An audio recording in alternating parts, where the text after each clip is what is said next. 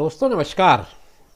आज इस वीडियो में मैं आपकी वो सारी शंकाएं दूर करने का प्रयास करूंगा जो आप पिछले कुछ दिनों से लगातार मुझे कमेंट्स में पूछ रहे थे। आप लोगों का ये डाउट आ रहा था कि किस तरह से हम जो बस्तर बोर्ड की परीक्षाओं के लिए आवेदन करते समय परीक्षा फीस का भुगतान कर रहे हैं, उसमें दिक्कतों का हम किस तरह से निवारण करें। तो आइए आज हम यही जान लेते हैं। आप ज़ीरो पीरियड देख रहे हैं। ज़ीरो पीरियड में आज हम बात करेंगे बैंक इंस्ट्रक्शंस की, जो कि आपके बस्तर बोर्ड की जो परीक्षाएं हैं उसके लिए आवेदन जमा करते समय फ़ीस को किस तरह से पेमेंट करना है उसके बारे में आपको जानकारी देगा। आवेदन पत्र पूरा भरकर जब सबमिट करके शुल्क का पेमेंट के लिए हम आगे बढ़ते हैं तो ऑनलाइन पेमेंट के लिए आपको एक विंडो मिलेगा। उस विंडो में क्या होगा ये देखिए। परीक्षा शुल्क के लिए पेमेंट के लिए 3 गेटवे आपको बताए जाएंगे, मतलब 3 तरीके आपको बताए जाएंगे जहां से आप अपने शुल्क का भुगतान कर सकते हैं। गेटवे 1, गेटवे 2 और गेटवे 3, 3 आपके पास प्लेटफॉर्म है, 3 तरीके हैं जहां से आप अपने शुल्क का यानी कि फीस का भुगतान कर सकते हैं। आप किसी भी एक में क्लिक कर सकते हैं, जो आपको बेहतर लगे आप उस पर क्लिक कर सकते हैं। आप किसी पे भी क्लिक करेंगे आपको ऑनलाइन मोड का एक ऑप्शन अवेलेबल होगा। यदि ऑनलाइन सेलेक्ट करते समय करते हैं तो इस सुविधा में से किसी भी बैंक का क्रेडिट कार्ड, डेबिट कार्ड या फिर इंटरनेट बैंकिंग, जो भी आपके पास सुविधा है, आप उनमें से किसी भी एक को चुन सकते हैं। परीक्षा शुल्क के साथ आवश्यक बैंक ट्रांजैक्शन चार्जेस दे होगा, ये बात ध्यान रखें। जो भी उसके चार्जेस होंगे बैंक के कलेक्शन चार्ज, वो आपको पे करने पड़ेंगे। आपको नेट बैंक की सुविधा भी दी गई है, आप चाहें तो इसका भी लाभ ले सकते हैं। अब कैसे करेंगे ये समझते हैं। 3 ऑप्शन आपके पास अवेलेबल है, नेट बैंकिंग है, क्रेडिट कार्ड है, डेबिट कार्ड यानी कि जो एटीएम कार्ड होता है आपका, जो नॉर्मली आप सबके पास रहता है, तो आप इसका उपयोग भी कर सकते हैं। नेट बैंकिंग के लिए क्या तरीका होगा। पहले आप नेट बैंकिंग टैब दबाएंगे, जिसके पास ये सुविधा है वही इसको इस्तेमाल करें, अन्यथा आप दूसरा ऑप्शन पे जा सकते हैं। तो जब आप इसको क्लिक करेंगे तो जो भी बैंक अवेलेबल होंगे उनकी एक लिस्ट आ जाएगी। उस लिस्ट को आप देखिएगा, अपने बैंक को उस पर सेलेक्ट कर लें। सेलेक्ट करने के बाद कंटिन्यू टू पेमेंट, इस पर जाकर के क्लिक करें। जब आप क्लिक कर लेंगे तो अगले स्क्रीन पर ट्रांजैक्शन अमाउंट को एक फिगर आएगा, उसको कंफर्म कर लें कि आपने जो कैटेगरी भरी थी उसके अकॉर्डिंग वो फीस का अमाउंट उतना है या नहीं है, क्योंकि हर कैटेगरी के हिसाब से अपना एक फ़ीस है। आपने फॉर्म में जो भरा है उस कैटेगरी के हिसाब से उसमें ऑटोमेटिकली वो फीस का अमाउंट शो होने लगेगा। और जब कंफर्म हो जाए तो कंफर्म स्क्रीन पर क्लिक कर दें। फिर आगे बढ़ें। जब आप कंफर्म स्क्रीन पर क्लिक करेंगे तो आपके द्वारा चुना गया बैंक का साइट आ जाएगा। इस बीच आप कोई भी दूसरा बटन, अगर आप मोबाइल से कर रहे हैं या लैपटॉप से कर रहे हैं या मोबाइल कंप्यूटर किसी से भी कर रहे हो, रिफ्रेश या एंटर या बैक स्पेस ऐसे किसी भी बटन को न दबाएं। फिर उससे होगा ये कि आपका पूरा ट्रांजैक्शन फेल हो जाएगा और आपको ये पूरा प्रोसेस फिर से दोहराना पड़ेगा जो अभी तक आपने कर लिया है। तो ध्यान रखें, रिफ्रेश, एंटर या बैक स्पेस ये तीनों बटन का यूज़ ना करें, बल्कि मैं तो सजेस्ट करूंगा किसी भी तरह के कोई बटन को ना दबाएं, आप थोड़ा सा वेट करें। जब बैंक का नेट बैंकिंग पोर्टल में लॉगिन करना होगा तो एक बार लॉगिन होने के बाद बैंक जैसा जैसा आपको इंस्ट्रक्शन देगा वैसा आपको डेबिट करना होगा। डेबिट कंफर्मेशन के बाद पेमेंट गेटवे पर रीडायरेक्ट दबाएंगे, रीडायरेक्ट होगा। इस बीच रिफ्रेश या इंटर या बैक स्पेस कोई भी बटन न दबाएं, फिर वही बात होगी, आपका ट्रांजैक्शन फेल हो जाएगा। और जब आपका ट्रांजैक्शन पूरा हो जाएगा तो ट्रांजैक्शन सक्सेसफुल के बाद आवेदन पत्र के साइट पर पहुंचेंगे, जहां फॉर्म पर अंकित सभी विवरण आपको दिखा दिया जाएगा।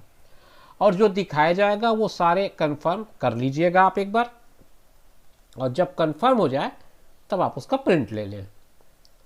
फिर दूसरा ऑप्शन पे आते हैं, क्रेडिट कार्ड वाला। क्रेडिट कार्ड टैब को वही क्लिक करें जिनके पास ये सुविधा है। अगर आप क्रेडिट कार्ड के माध्यम से अपना पेमेंट करना चाह रहे हैं तो आप इसको क्लिक करें, अदरवाइज आप और जो दो ऑप्शन है, चाहे तो नेट बैंकिंग हो या फिर डेबिट कार्ड वाला हो, वो आप यूज़ कर सकते हैं। क्रेडिट कार्ड पर जब आप क्लिक करेंगे तो भी आपको एक बैंकों की लिस्ट आ जाएगी।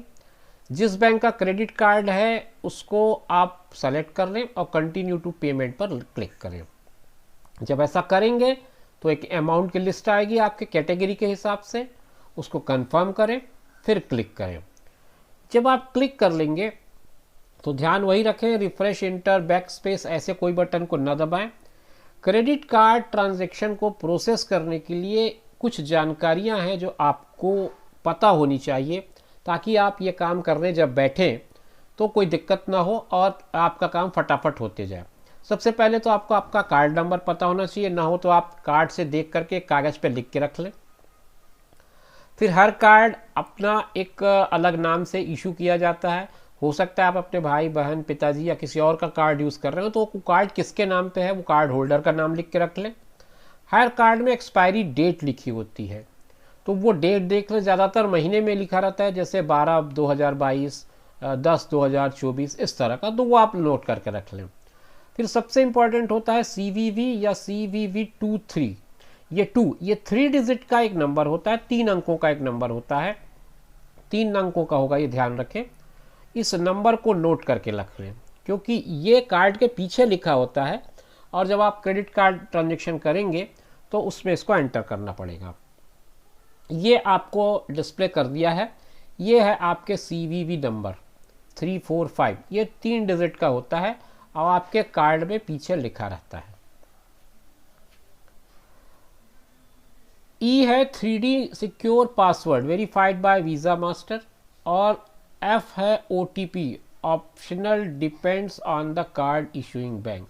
कुछ बैंक इसमें OTP मांगते हैं, कुछ बैंक इसको 3D सिक्योर मानते हैं तो नहीं पूछते। ये आपके बैंक के ऊपर डिपेंड करता है कि आपने किस बैंक का क्रेडिट कार्ड यूज़ करना है। आप जिसका यूज़ कर रहे हैं उसके हिसाब से उसको इंस्ट्रक्शन को फॉलो करिएगा।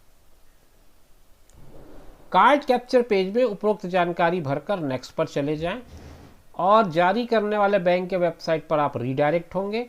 वहां से आपको जो भी कुछ ऑप्शन आपका होगा, 3D सिक्योर होगा, पासवर्ड होगा, तो इंटर कर देंगे आप।